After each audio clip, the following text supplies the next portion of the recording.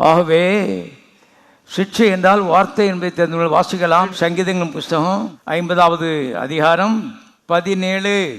சிக்ஷையை நீ பகைத்து என் வார்த்தைகளை உனக்கு பின்னாக எரிந்து போடுகிறாய். தேவன் இதுக்கு மேல தெளிவா எப்படி பேச முடியும்?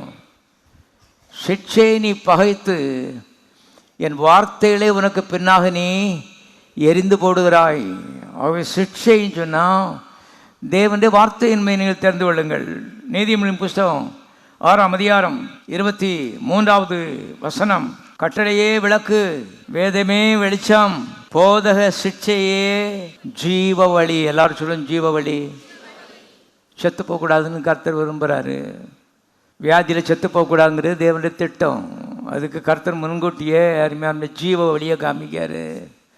அது என்னன்னு கேட்டால், வேத வசனத்தை ஆராய்ந்து பாருங்கள், அவைகளால் உங்களுக்கு நித்திய ஜீவன் உண்டு, தேவரகமான ஜீவன் உண்டு.